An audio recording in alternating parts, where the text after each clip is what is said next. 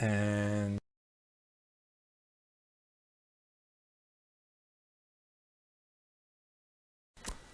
the sky turns to void. The desert drops from below your feet in a similarly infinite nothingness, and your senses become one in a brief moment of something. Like traveling, but in pieces and without motion. It lasts only a second, or maybe a lifetime, before you are once more deposited upon foreign ground.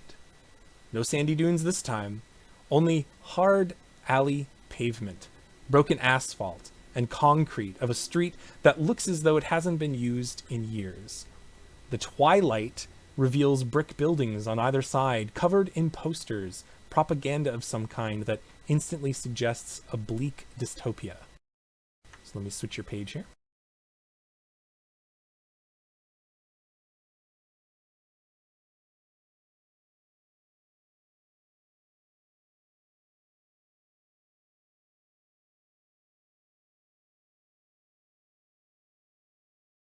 Oh, there's our proper opening credits. There you go. Lightning in a bottle. And then everybody's tokens. So there's some shots of kind of what you're seeing going on. The air itself is heavy with pollution, and the evening sky is thick with smog. But there are few sounds to suggest machinery or traffic. In fact, out on the main road, a bus passes, pulled by a team of horses. And the landscape, too, features several partially crumbled buildings that add to the overall oppressive atmosphere. So you are sort of tucked away in an alley. You're not necessarily like out on the main road yet. So you're not spotted. And I'll zoom in a bit and you can see what these posters say for those who are watching. One says, as per the Mutant Control Act, all mutants must relocate to custody centers. One says, vote to reform the Mutant Control Act. In the next election, show President Kelly, we've had enough. Treatment of mutants and anomalies, is cruel and unusual. Time for reform. One of them says, yearly genetic testing required by law. A happy nation is a healthy nation. Are you human, mutant, or anomalous? We achieve harmony when we each do our part and know our place. But these posters are kind of, they've been there for a while, weathered, torn on the corners, but very much a propaganda sort of feel. And even the bus has some graffiti and adverts on it to that same effect. I'm going to walk up to the wall and just with two hands grab one of the posters and pull them down, staring at it and say, well, one thing hasn't changed wherever we are. And I show them the mutant control alert poster.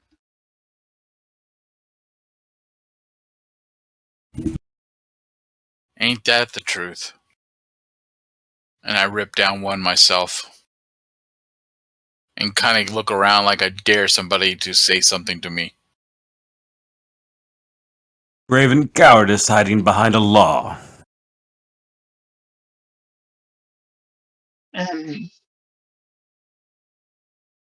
Thor's brother, what is your little thing say? What does it tell us to do? I hold it up to my ear. I don't hear anything yet. Hang on a sec. That's fantastic. Slaphappy says, these people look like they're miserable. I've got my work put up for me here. And she pulls up her sleeves that she doesn't have. So like her skin just kind of bunches up and straightens her collar and kind of steps forward, looking for the first person to try to whack with the happy mallet. Tyr reaches out with his one good hand and literally cartoon yoinks you back.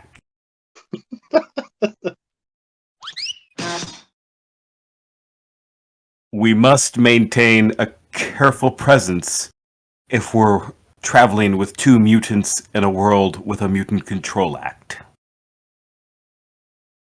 Oh, I got you. I'll be sneaky.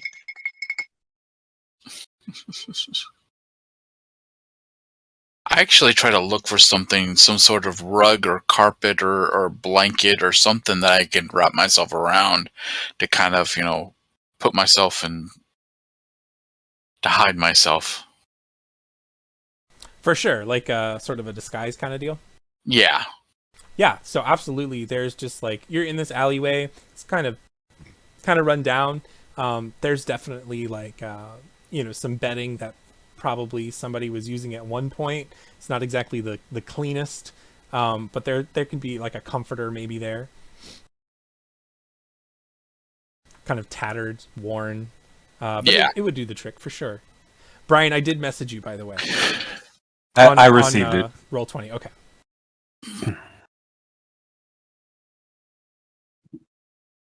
The seer stone doesn't speak to me yet, but I think it's going to.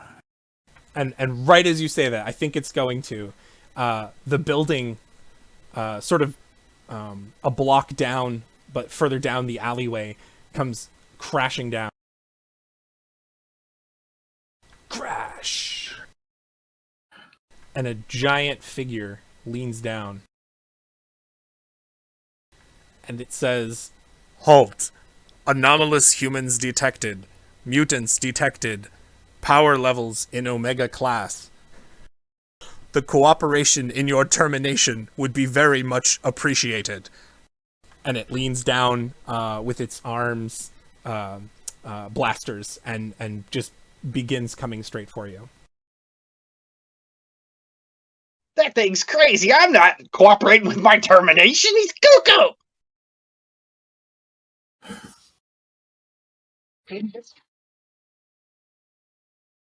I think it's time to dance. So here we go. Got our first proper action scene set up, just by way of explanation. There's a lot of information on the screen. Not all of it is necessarily something that you'll need, but it's as much a reminder as anything else.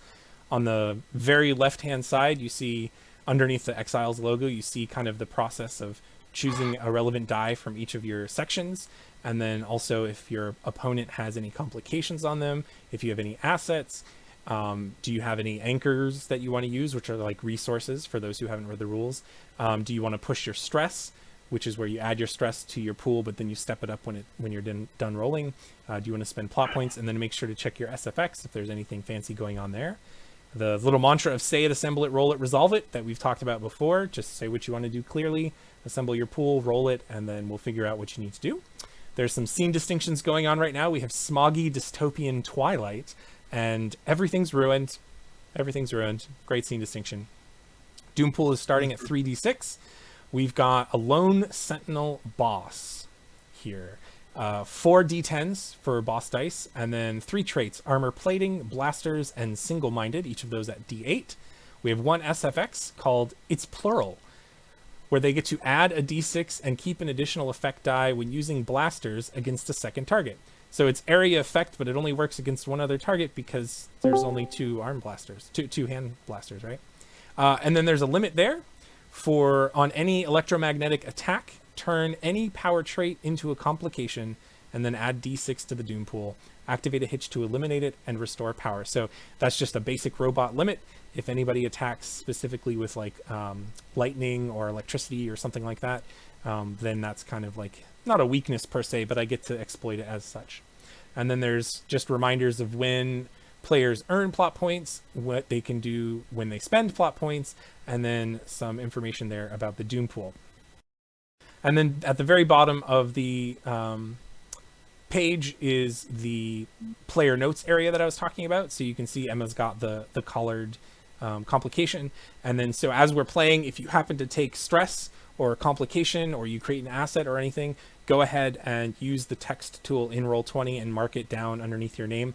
You don't have to be fancy in terms of picking the font or the size, as long as it's not crowding over anybody else. Just something to know that I'm not going to be checking back on Google Sheets. So the reminder to me of what you've got. And then off to the side there, you see just some extra tokens and things that we may have to use. So the way this is going to work, we're doing action-based resolution, which means you're going to choose an action to do, and then I will roll a reaction. We combine that kind of with this idea of being able to do tests. So there's no contest, but if you said, for my action, I want to, I don't know, see if I can hack into the Sentinel. Well, I might choose to use the boss dice and stuff like that, because that's the Sentinel. That makes sense. But if for whatever reason it was something like, well, I'd like to make an asset out of my, ratty comforter that I just made, then you wouldn't be rolling against the boss. You'd be rolling, that would just be like a test. So I would roll first. So whatever it is you want to do for an action, it doesn't necessarily have to be attacking the Sentinel. If it's something that's going to be a test, then we can do that easily too on your turn. It doesn't really matter. It's just that if it's a test, I need to roll first to set the difficulty. And I would be rolling the Doom Pool to do that. I think that's all I have to say. Are there any other sort of mechanical questions, or shall we start? What's turn order? Yeah, so good question. I will pick somebody to start, and then that person can pick somebody else, and so on and so on. And the last person of the round gets to pick who goes first. So I will give my very kindly GM reminder that if you leave me for the end, I'm probably going to pick myself to start off the next round and get 2 turns in a row. But that's how it's going to go. So if I do... So I don't think any of you... Does Kurt have a senses power? Does he have senses D8? Let me look at his sheet. Because I don't think anybody has senses. No, I have reflex. Reflex. You know, I based Asgardian God of War on the official Thor data files, Son of Asgard, and the one thing I got rid of was his senses. Yeah. So let's have Kurt go first, both because of the reflexes issue and because of all of you, he's probably the one most familiar with dealing with sudden threats from the Age of Apocalypse timeline, right? So go ahead, Ty, and what would you like to do for your action? Oh, and by the way, we should point out, in case you're not aware, so the idea with the Sentinel boss, there's 4 D10s. The idea is when you deal stress or put a complication on the Sentinel boss that steps up past the D10, it knocks one of those D10s out, and your goal would be to knock out all those D10s, however you choose to do that. Okay, yeah, what would you like to do, Ty? Well, I go up and say, I kind of crouch down and say, spread out and keep him busy. And I teleport, and I try to teleport behind his head. And what would you be hoping to do here? Are you trying to like attack him, do some stress or complication, or what? Well, I'm trying to get into position so I can attack him and start, getting into his gears or getting into control boxes and start stabbing away. Cool. I would say go ahead and assemble a pool to do exactly that, and then I'll roll a reaction roll afterwards. Okay, I'm going to use my safety because my distinction is strike first, strike hard, have no mercy, and I'm teleporting, and I'm using my combat expert. And it did not like what I typed there. Let's try this.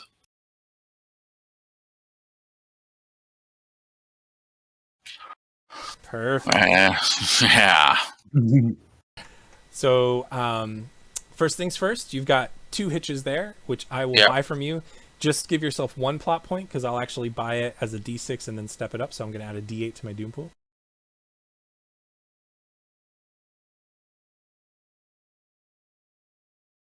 Okay. But I only get, So it's going to be, you're going to have to go with a total of 9. 9. Effect, yeah. So go ahead and jot that in the roll 20, and I will assemble my reaction roll.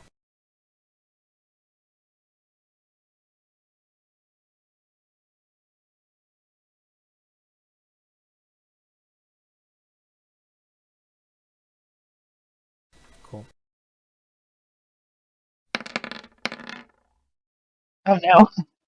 Wow. I cannot make it without spending a Doom die. Amazing. So I can make a 9, but that's not enough. I gotta beat your 9. So oddly enough, even though you rolled 50% of your dice as a hitch, that's gonna succeed, but it is only a D4. So let me jot my total.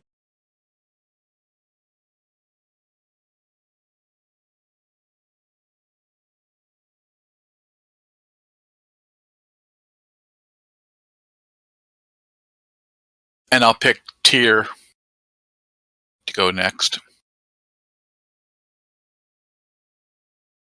So just to be clear, technically, because I have a D8 effect die, that would step down your effect die, but stepping down a D4 effect die seems lame. So I'll let you do the minimum possible amount of damage for the opening onslaught here. I'm not going to make you I'm not going to make it disappear. Yeah. So cool. So what that's gonna do, it's not gonna obviously get rid of one of the D10s, but it's gonna step it down. So one of those D10s is now a D8. Cool. And you said Tyr. Yeah, Tyr. Tyr's next.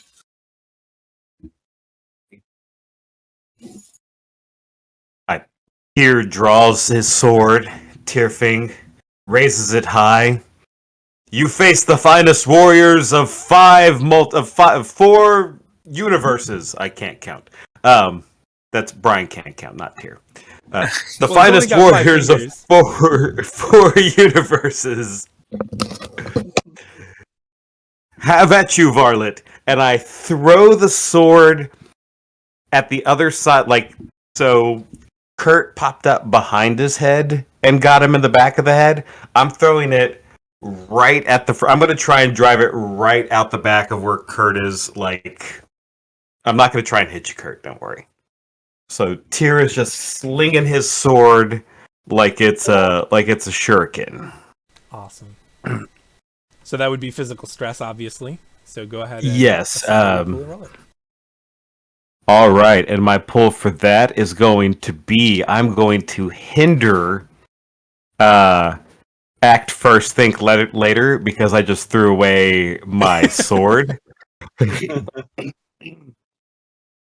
And then I'm also going to use my D12 Godlike Strength and my D10 Combat Specialty.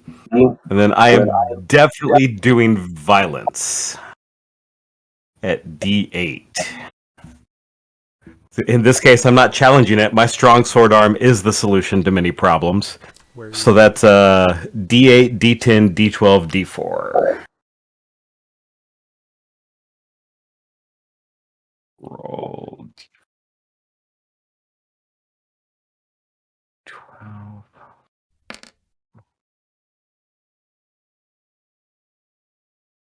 Something didn't happen there.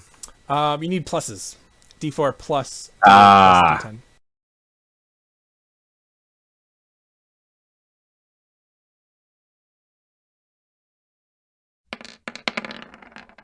Ooh. There we go. All right, so I hitch on the D4. Yep. So I'll buy that from you. Give yourself a plot point. Okay. Oh, and one for my hinder. Kaboonk. All right. And so I'm going to go with total 20 effect. What is that? My D8? Yes. Yeah. Awesome.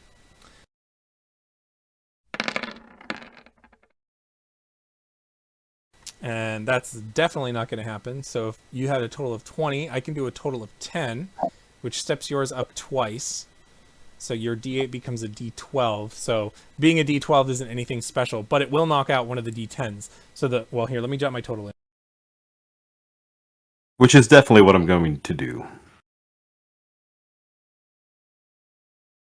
Yeah, so you just want to knock out one of those D10s? Oh, sure do, yeah.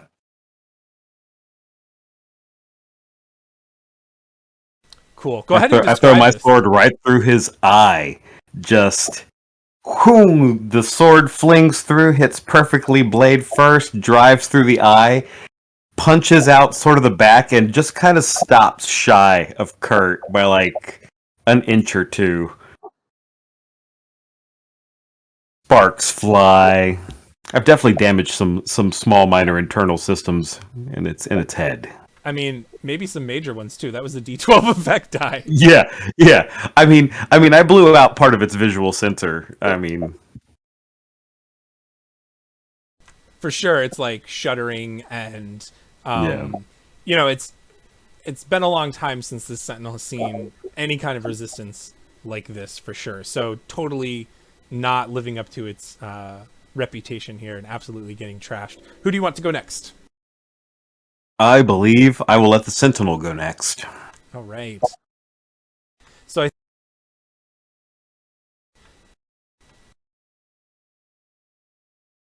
I think there's an obvious thing to do here, which is if I have a sword in one eye and a Nightcrawler behind me, I will make the attempt to use both of my blasters to hit the folks on the ground. So not Nightcrawler, and I think of the two, since Tyr just stabbed me in the eyeball, he'll be one of them, and then we'll have probably Emma be the other one. In his sort of, from his view, is able to identify Emma Frost, and there's like this message that comes up that says error because the records indicate that Emma Frost is dead, and yet here she is. So I'm going to make an area attack that's going to target Emma and Tyr here.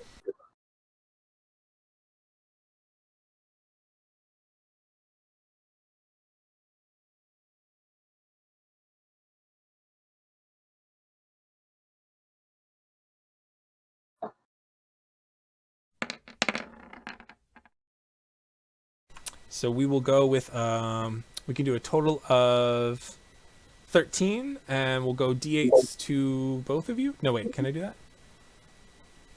If I add the 8 and the 5, I have a d10 and a d8. Let's be easy. Let's go with a total of 10 and just do d8 to both of you.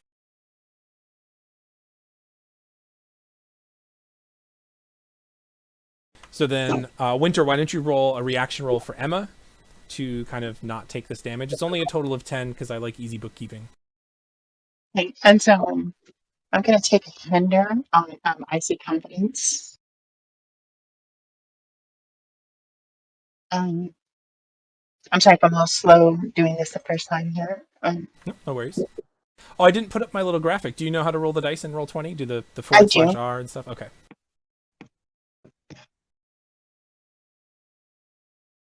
I'm going to step up Ice Mastery to a D. Like, can I use Ice Mastery? I'm gonna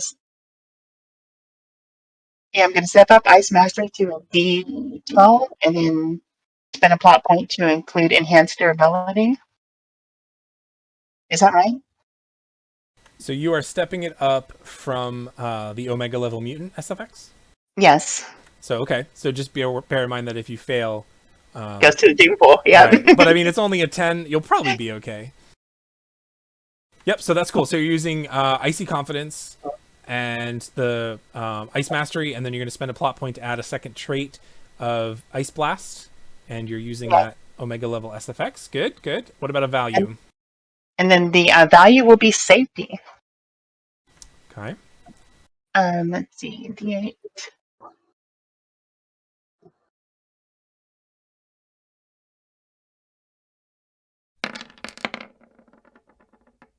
Wow.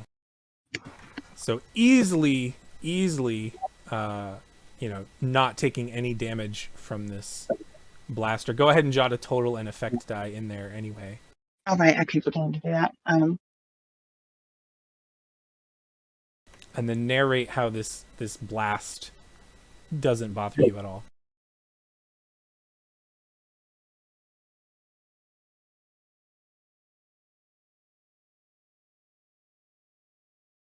Sentinel locks onto her, and she realizes that she's being targeted. Her body instantly starts emitting steam as just every part of her just starts crackling and making that sound that ice makes when it's just, coming together. And she lifts her hands and just meets the blast halfway with the big block, the big column of ice, and just deflects it. And so it's, you're going to have to try a lot harder than that, but... Awesome. As a point of order, and surprising nobody, I did not even include your colored complication in my roll because I'm excited and I forgot. Go ahead, Tyr, and roll your reaction to the blast, laser blast. So actually, I'm going to spend a plot point. Tyr can spend a plot point to ignore physical stress from any source but mystic. So I'm going to full on take it, and I'm just going to bat it away with my little gold stump. So you can, if you want, make a reaction roll. And if you fail the reaction roll, you can spend that plot point. But if you just want to straight up spend the plot point and not even roll, that's fine too. I kind of thought of it, and narratively, I just want Tyr to, like, boom, bat it away. Okay. That's a good way not to give me hitches. I dig it. Yeah. So let me just spin that. Yep. Cool. I said So- spend. There we go. Obviously, the action that the Sentinel has taken, not very effective, very confusing. The view is kind of like, if you've ever watched the Terminator or similar kind of movies, the HUD view is like getting staticky and glitchy because of all the damage, and it's just not on its game. So I will choose Slaphappy to go next.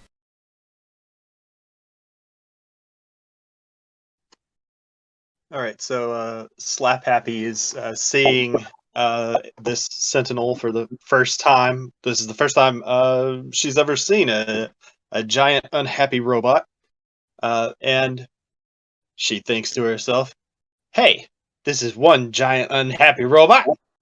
This is a perfect opportunity to make it a happy robot." And so she's reaching into her pockets and getting out a giant can opener, and is going to bound up and leap up and try to get that can opener into the opening where the eye was, where the sword went through, Awesome. and start to like open up the mind of this robot so that it becomes a little bit more open-minded and a little happier. Open-minded. I love it. Yeah. All right.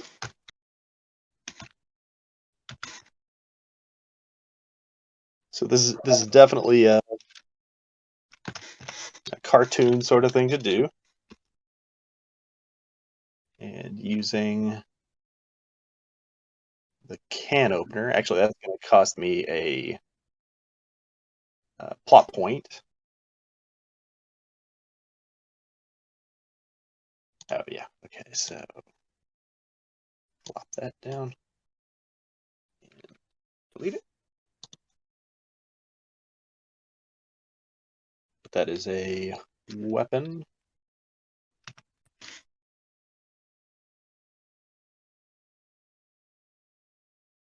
And so I'm not sure if well, Slaphappy's not sure if a robot even has a mind, but she's certainly attempting to control that effort to make the can opener a happy can opener. Okay, so you're going to use that mind control? Yeah. Rad. I mean, she is delusional, so like, yeah. And this is coming from her sense of what would be funny if this robot was happy and had that open mind. So it's a D10 duty. And because I'm skipping and bounding up to do that, that's going to include the acrobatics as well.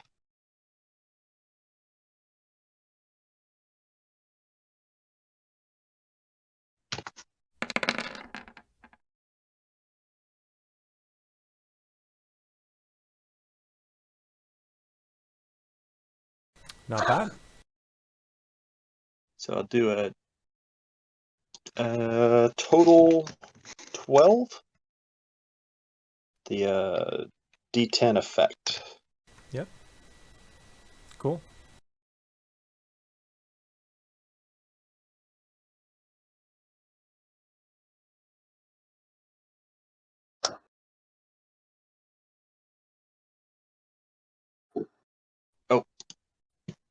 And this is presumably doing physical stress to knock out one of those dice, yeah. I mean, there's an 8, a boss die that's an 8. So if you win on this action, then your D10 would remove it completely. It doesn't have to be physical stress. I guess it could be anything. An open mind. Yeah. We could run it that way.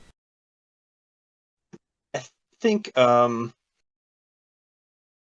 of what the idea there was actually targeting the plating, the armor plating. Okay. Oh, yeah. So you want to like knock that trait out? Yeah. Sweet. I think I know how to do that. I don't think it's anything extra special from what we did. So yeah. Okay, cool. I like it. So that's what I've got. So the first thing to check. Awesome. I did roll a hitch, or I guess when I roll it, it's an opportunity. I rolled a 1. Does anyone want to exploit that? There's only so much you don't have any stress per se. I mean, Emma, you have the complication that you could step down to D4. I could do that. I thought it had to be the person who you rolled it on. Well, that's true, but I don't know that Jumbo doesn't have any, Slaphappy doesn't have any stress or anything. Jumbo, do you want to take advantage of this opportunity? I don't have any plot points either. Oh, there you go. That's a great reason why Jumbo's not going to do that. I'll hold off on buying that. Okay. It can pass into the ether if nobody cares. Mm-hmm.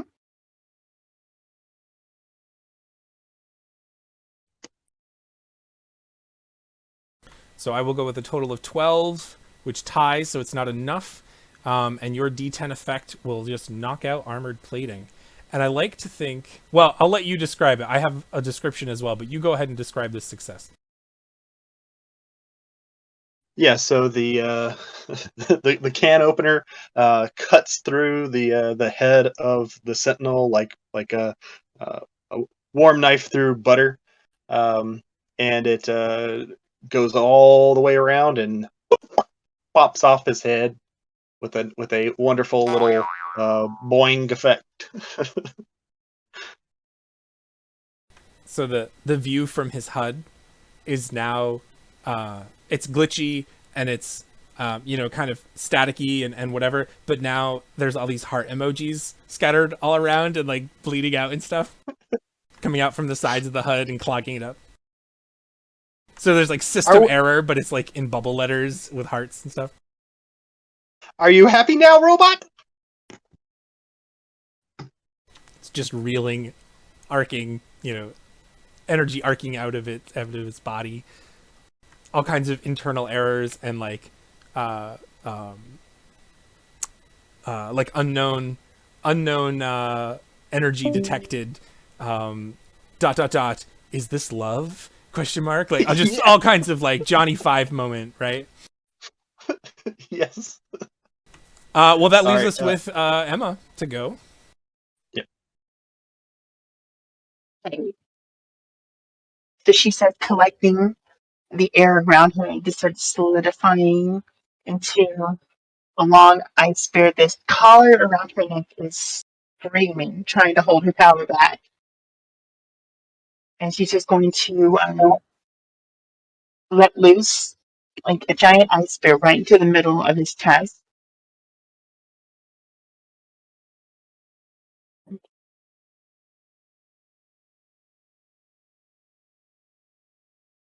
Sounds Am I rad. here?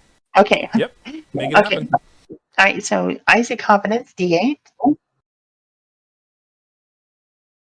And do Ice Blast at D8.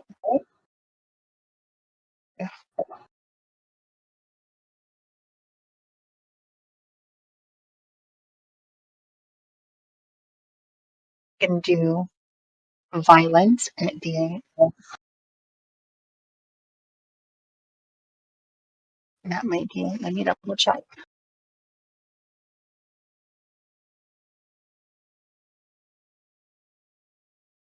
I would like to use my tech expert skill. Sure. Because he's done he's technology. So I think I would know where to hit him. That's definitely a tech expert skill, knowing exactly where to put a giant ice spike through a giant Exactly. robot. Yeah, Right? absolutely. Logic. There's blueprints on these things. No. Oh. So give yourself a plot point, and I'll buy them, and I'll add a D8 to my Doom pool. Okay.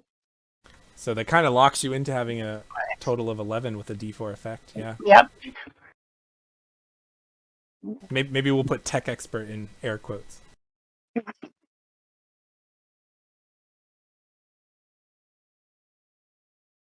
But I only have one D8 and two D10s at this point.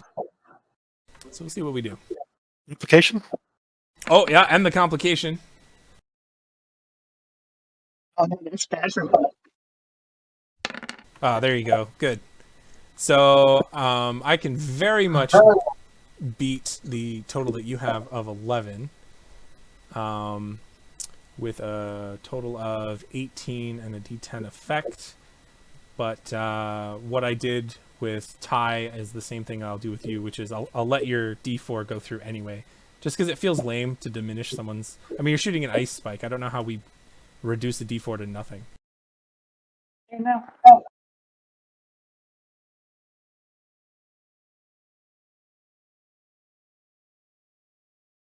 That's a lie. I know how we could do it, but I'm not gonna. I'll step the 8 that he has down to a 6, and I will point out again, I rolled that opportunity if folks want to buy that. So it goes to you, Winter, first. But So, but I lost the roll. Does that mean that my effect die doesn't actually go in? oh yeah, I was so focused on the effect side. Yeah, you're right. Yeah, your 11 doesn't beat my total, so it doesn't matter that you had a D4. Yep, you're right. I will buy the opportunity though. Yeah, for sure. How do I get rid of a plot point? Do I just right click on it? If you click on it above your name, it'll like be a drop down menu, but a drop up menu, and you can just click it and drag it off onto the page.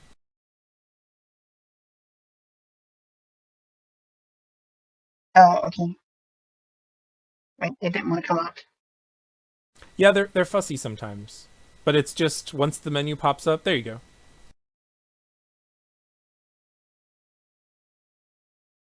So what you're buying that to do what now? To buy down my D6 to a D4 Yeah, okay, cool. because I just pushed that collar really hard. Right. So on your next pool, include the D4 and give yourself a plot point, and then the D4 goes away. The collared complication goes away. So be thinking about how you want that to be. So maybe the answer here then with my total beating yours is simply Emma Frost is dead in this world, but with the detailed files, the ice is able to like glance. He's able to kind of turn, and it sort of glances off and ends up in the alleyway behind him. I don't think he's going to last much longer either way, but unfortunately Emma's efforts were too hindered by the collar. Yes. Who would you like to go first in the next round? Everybody, it's a brand new round, so. I choose? Yep. Oh, okay. Let's let the Sentinel go first. All right. So the Sentinel, now open to the elements and the concept of love, and very damaged and probably still dented, even though there was no actual damage taken from the ice, is going to make the attempt to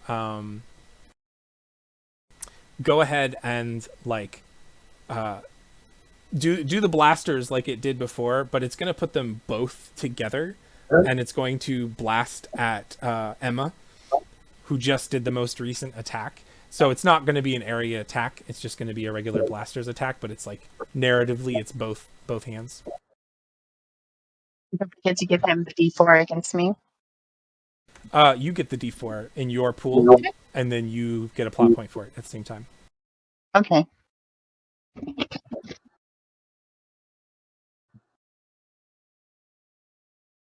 So we get a D8, two D10s, and then the D8 for the blasters.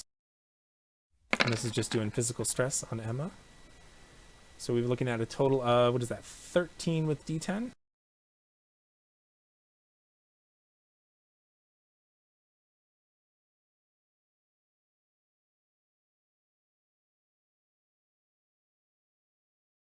All right. So Slaphappy is going to assist Emma by kind of like jumping in the way with some of the cartoony, stretchy, floppy, bendy stuff. Awesome. So then Emma will roll a reaction roll to this total of 13 to not take physical stress. And like I said, make sure you include an extra d4 and then grab a plot point, and I'll delete that. So I include the 1d4 and the 1d8 for icy confidence and the 1d12 for stepping up my ice mastery. She's just gonna gather the ice that's already been around and broke into pieces and put like a dome shield in front of her. And What obviously, value? that's D12 because I stepped it up. No. What value is she using? Oh, sorry. Yeah, violence. I'm just trying to. I get confused with my tabs. I'm sorry. Violence. So that's Violence. D8. That's what I was looking for initially, but in my brain's Gotcha. thinking about other things. No worries. No worries.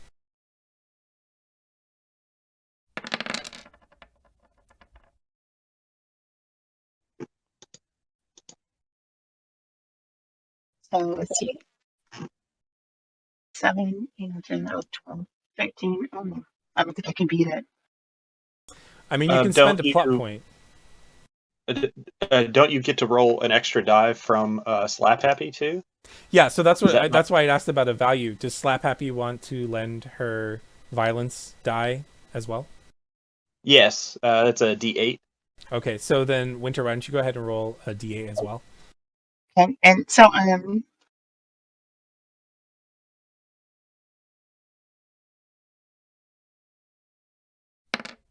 See if that helps you. Oh, not really. So I do get a plot point for this roll because of the D4, like you were saying. So, Yep. but I'm going to use that plot point to include the results instead of 2.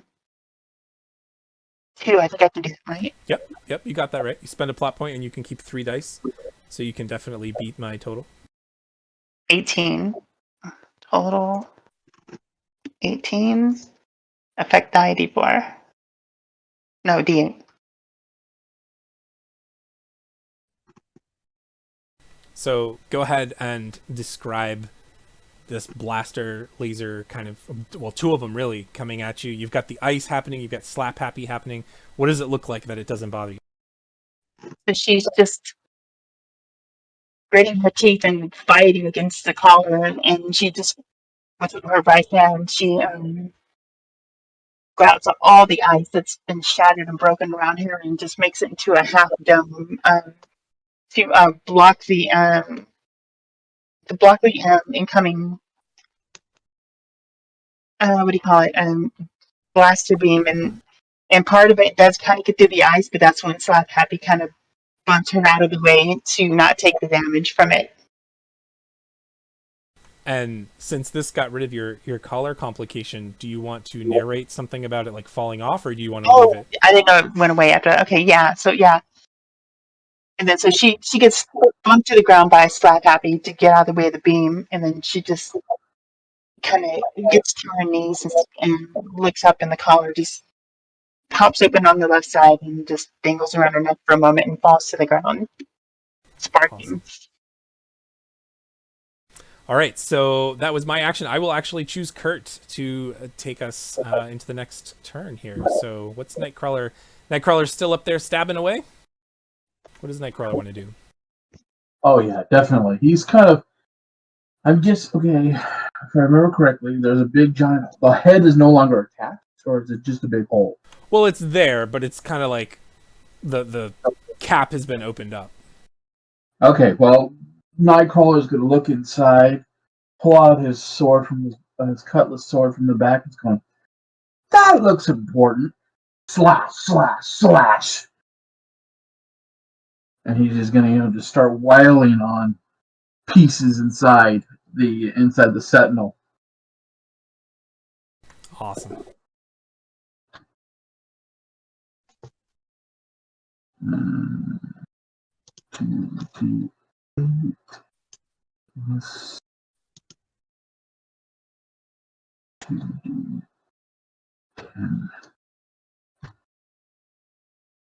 Oh, close. You gotta have the R after the slash.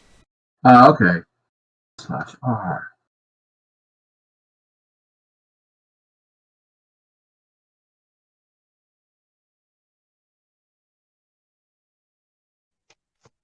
There you go. So, kind of hard to tell which one's which. Doesn't even say in it, does it? You mean which ones are D10s? Yeah, which ones are D10s and which ones are D8s? It's in the order that you rolled it. So the first two are the D8s and the second ones are the D10s. Okay. So, I'll take the 8 and the 7, so that's 15. So it's 15 with the effect of a D8. You can do an effect of that D10. The 2. Oh yeah, that's right. Yeah. So yeah. Cool. All right, so I've just got a D8 and 2 D10s that I'm rolling in reaction to that slicing goodness.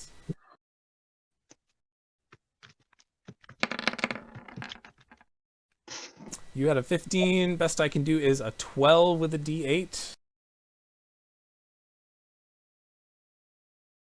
So your effect die applies. It's a D10. Probably want to knock out this D8, right?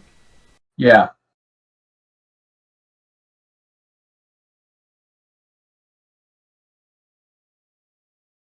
All right, 50%.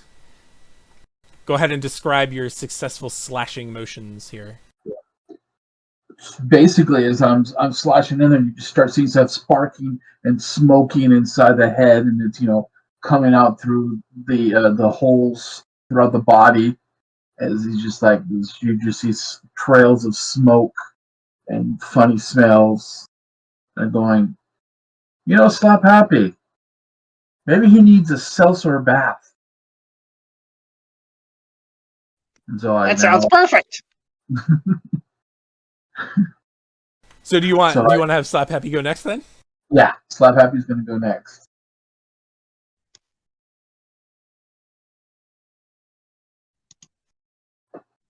So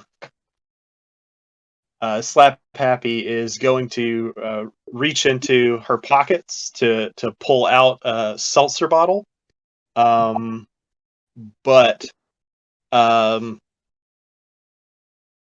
she can't find a seltzer bottle.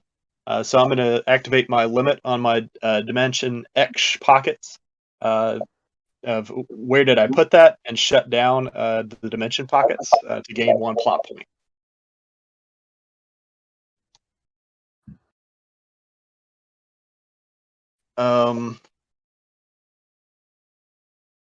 Is that all? Is that my turn?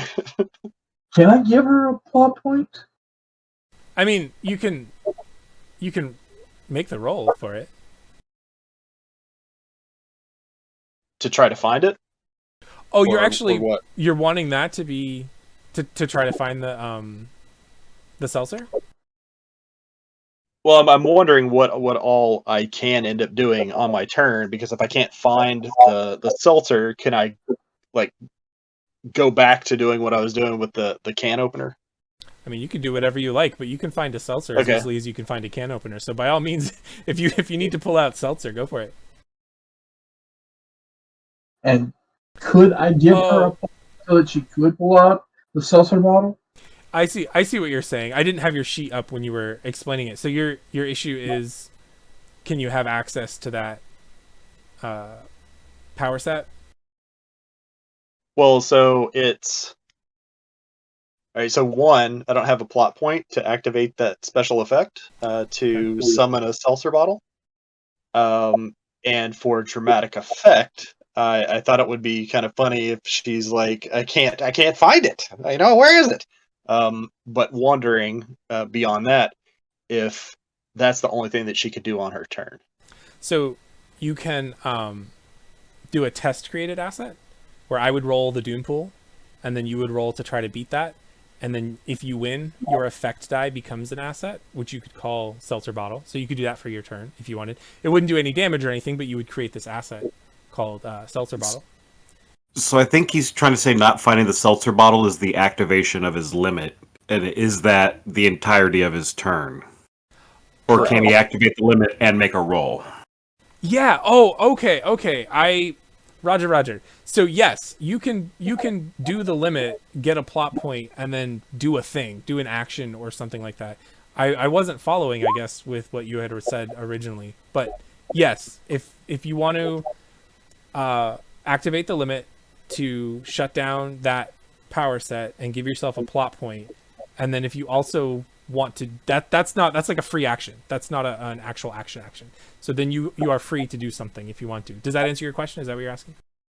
Yes, perfect. Okay. So My bad.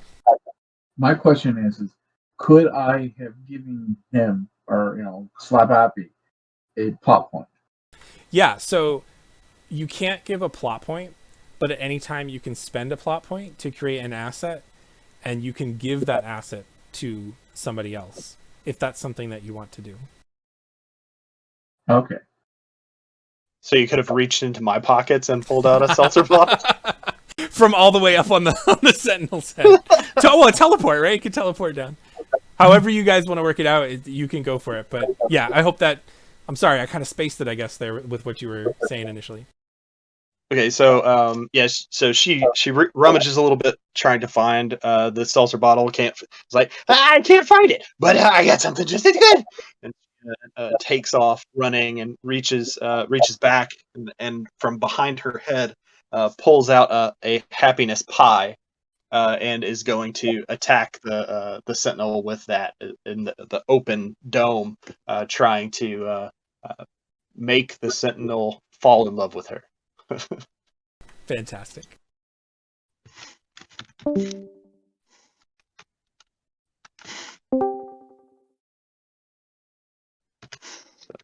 Cartoon. More mind control.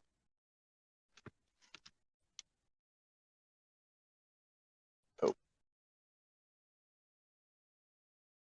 So because it's shut down, I can't add the effect from the weapon itself, but it is there. Right. Narratively, it exists. Yeah. It just isn't part of the roll. Correct. Yeah, that set is shut down for now. Okay. And I'm gonna say this is for glory because Nightcrawler's put her on the spot, and she's like, "I've got to do well for my friends." And again with the acrobat. Yep.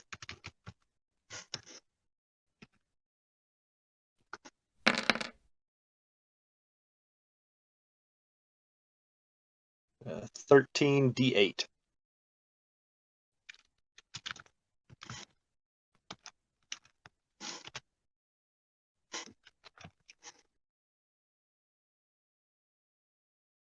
And I'm going to roll my 2d10s. I'm going to roll single-minded as well. The d8 single-minded, just to have 3 dice in there, and because I feel like that applies. We've got a mind versus heart thing, as well as a mind versus actual damage going on. I love it.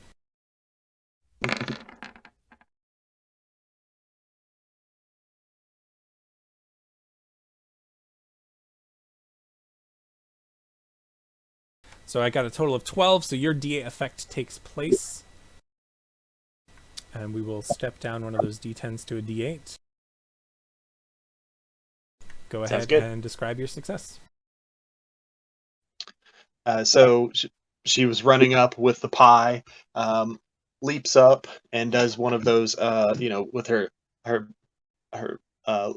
legs straight up, and slaps the pie down right in the middle of the brain, and says, "Here's pie in your brain."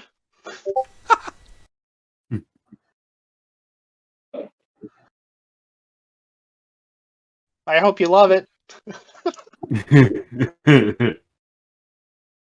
I hope you love me. It's actually like starting to like verbalize, and the voice is switching. So it's like system damage. Must apprehend. Is this what it's like to love? Must combat, like it's switching back and forth, and then there's this like questioning voice of, this is a delicious brain. All these kinds of things as stuff's just like dripping down through the eye hole, and yeah, love it. Who would you like to go next? We have Tyr and we have Emma left to go for this round.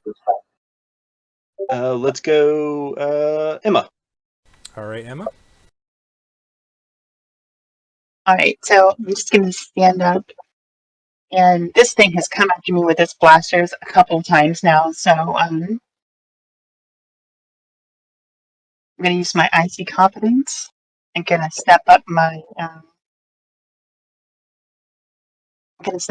ice blast to a D10.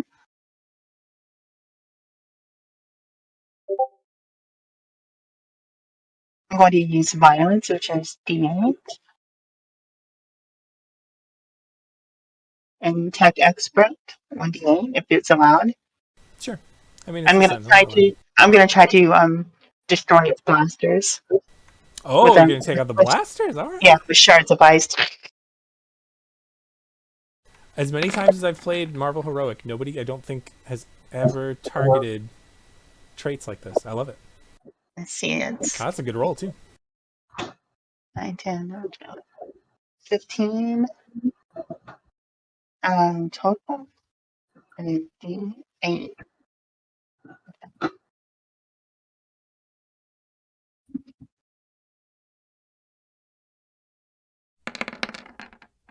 Oh my word, what is this?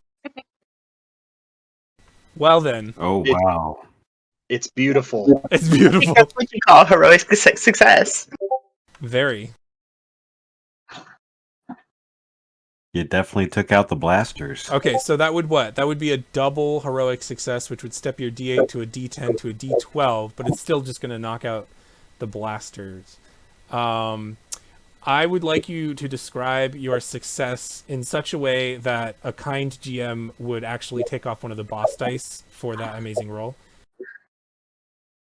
And she just stands above the ground and she just feels like she's been really kind of kicked down and made a fool of out of a sentinel. And she stands up and she says, I've had enough of this. Pulls her arms back and just flings forward sharp pieces of ice right up both sides of his arms, just destroying his arms all the way up to the shoulders. Yes, perfect. You're reading my mind. Yes, absolutely. Like the whole arm just... Baby!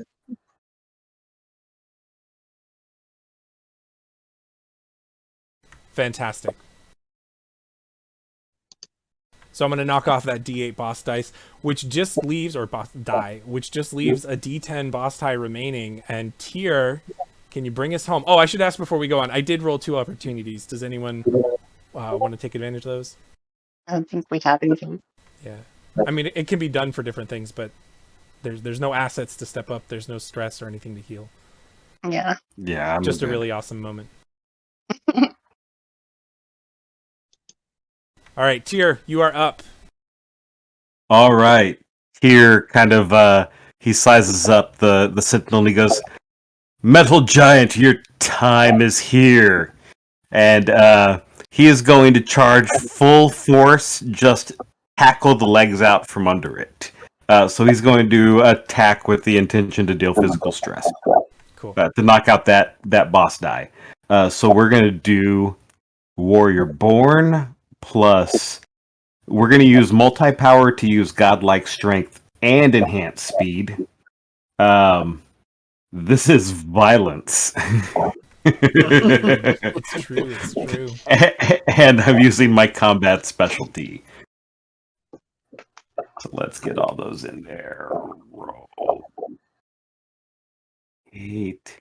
I'm a slow typer. 10 and 6. I'm also a slow mathematician. Okay. Plus a D8 and a D10. Well, I mean, you've only got the one hand. Oh, and so let's see how that goes. At least he has 5 fingers. So I dropped a hitch right there. Yep, which I will buy. Okay.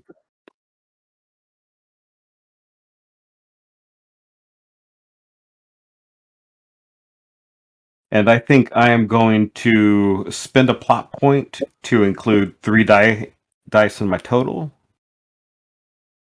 Yeah. I think you're probably going to do it. I think you'll be able to do it. 8 and a 4 is 12, plus 5 is 17, so you do a 17 with a d10? Mm-hmm. 17 d10 effect. So, a different Cortex GM narrator might say, but BW, you only have 2 dice, to which BW says, I didn't expect them to take off 2 of my 3 trait dice.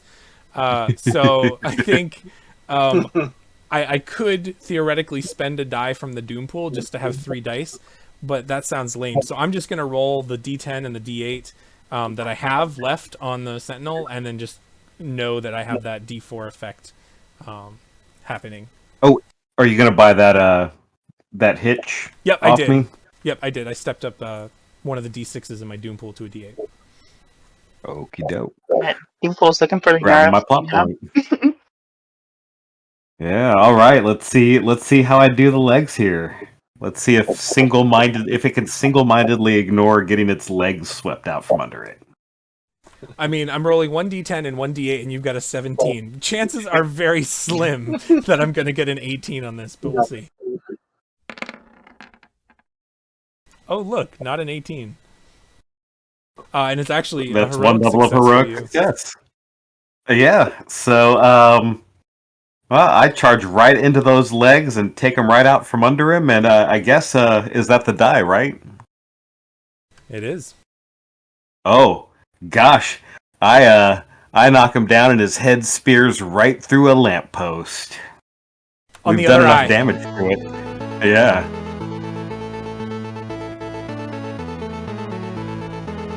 I'm also going to grab my sword before I turn into Foggy. Oh, yeah, do that. Awesome. I almost private messaged you to go, like, it's probably like one more turn before you should yank my chain on that one if I Right. don't. Right? We'll keep that in mind next time. You guys, hurry up and pick tier. Okay. Let me check my notes real quick.